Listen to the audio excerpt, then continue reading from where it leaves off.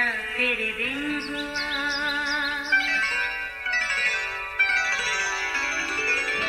नया फिर दिन हुआ, पुरानी रात का करे सो शुक्र हम खुदा की जात का, खुदा की जात का नया फिर दिन हुआ। आज की आयत। और यूसुफ ने फ़िरौन को जवाब दिया, मैं कुछ नहीं जानता, खुदा ही फ़िरौन को सलामती बख्श जवाब देगा। पैदाइश 41 बाब 16वीं आयत। अजीज़ों, यूसुफ को कैद खाना में दरोगा की तरफ से दी गई जिम्मेदारियों को एहसन तरीके से निभाते काफ़ी अरसा होने को आया। वो अक्सर अपने बाप याकूब और अपने छोटे भाई बिन्यामीन को याद करके उदास हो जाता, पर उसे आज तक अपने भाइयों के हसद और बुग़्ज़ की वजह भी समझ न आ सकी। उसे अपने वो ख्वाब भी नहीं भूले थे जो उसने कभी देखे थे। जब वो इन ख्वाबों की ताबीर के बारे में सोचता, कुछ पल के लिए मुस्कुराने लगता, पर अगले ही लम्हे वो परेशान हो जाता।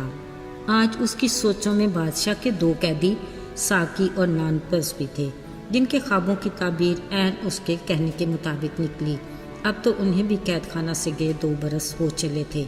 अभी तो वो अपनी सोचों और यादों के गर्दाब में ही उलझा हुआ था कि किसी ने उसे आकर बताया कि उसे कैद खाना से रिहाई का हुक्म सादर हुआ है। उसे फ़िरौन बादशाह के हुजूर हाजिर होना है। उसने जल्दी से हजामत बनवाई, कपड़े बदल कर फ़िरौन के सामने जा खड़ा हुआ। वो खाली दिल और दिमाग लिए बादशाह को देखने लगा। उसे कतन अंदाज़ा नहीं था कि अगले पल उसके साथ क्या होने वाला है। अचानक बादशाह की आवाज़ उसके कानों से टकराई। उसने कहा, मैंने एक ख्वाब देखा है जिसकी ताबीर कोई नहीं कर सकता।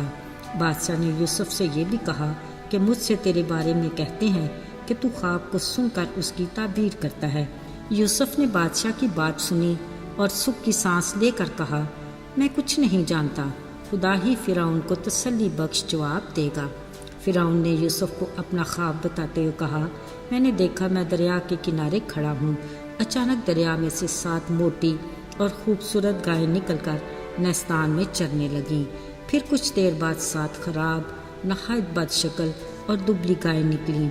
अजीब बात ये कि उन्होंने पहली वाली मोटी गायों को खा लिया, मगर फिर भी वो पहले जैसी ही बदशक्ल रहीं। तब मैं जाग गया। फिर सोचते दोबारा से नींद आने लगी तो एक और ख्वाब देखा कि एक डंठी में 7 भरी और अच्छी अच्छी बालें निकलीं। इसके बाद 7 सूखी, पतली और पूर्वी हवा की मारी बालें निकलीं। यहाँ भी अजीब बात यह थी कि ये पतली बालें उन 7 अच्छी अच्छी बालों को निकल गईं। फ़िरौन बादशाह ने अपनी फ़िक्र की वजह बताई कि मैंने मिस्र के सब जादूगरों और दानिशमंदों को बुलवा भेजा, मगर कोई मुझे इसकी ताबीर ना बता सका। अजीज़ों, सच कहते हैं, खुदा के घर में देर है, अंधेर नहीं। ये वो वक्त था जो खुदा ने यूसुफ के लिए ठहराया था। सो खुदा ने यूसुफ को हिकमत दी और उसने बादशाह को बताया कि दोनों तरह के ख्वाबों की ताबीर एक ही है। जो कुछ खुदा करने को है वो उसने तुझे बताया है। 7 अच्छी और मोटी गायें और 7 भरी और अच्छी बालें मुल्क मिस्र के वो 7 बरस हैं जिनमें पैदावार कसीर होगी, और वो 7 और बदशक्ल पतली गायें और 7 सूखी और मुरझाई बालें मुल्क मिस्र के लिए सख्त काल के दिन होंगे, जिससे मुल्क तबाह भी हो सकता है। यूसुफ ने फ़िरौन से कहा, ये बात मुकर्रर हो चुकी है और खुदा इसे जल्द पूरा करने वाला है।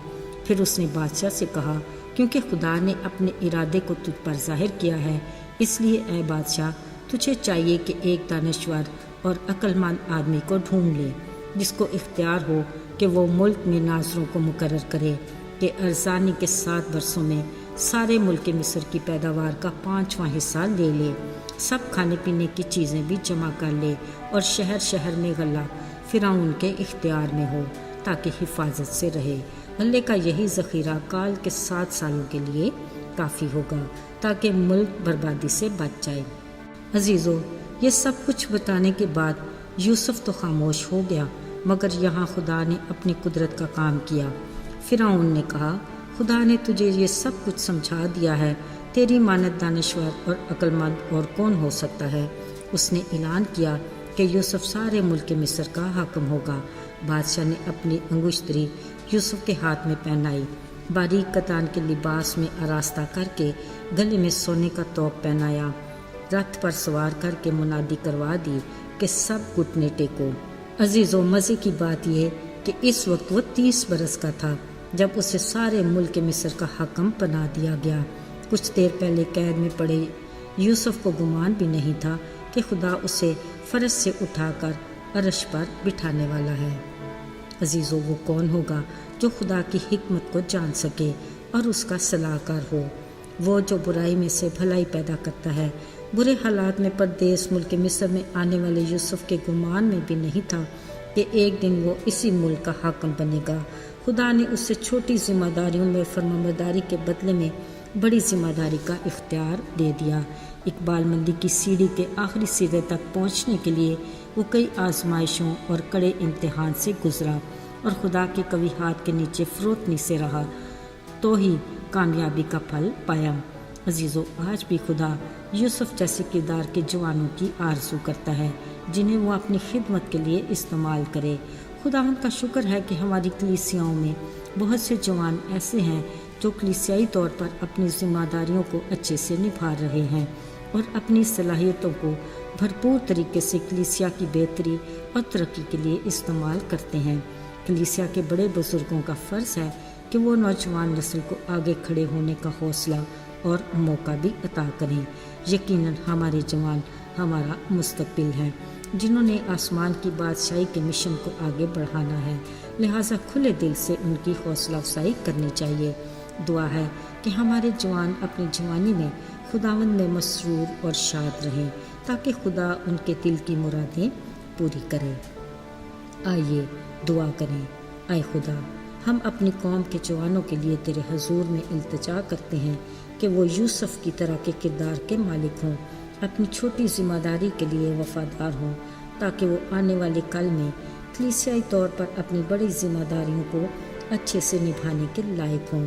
انہیں ایمان کی مضبوطی عطا کر اور اپنے ساتھ جوڑے رکھ، یسوع کے پاک اور مبارک نام میں آمین۔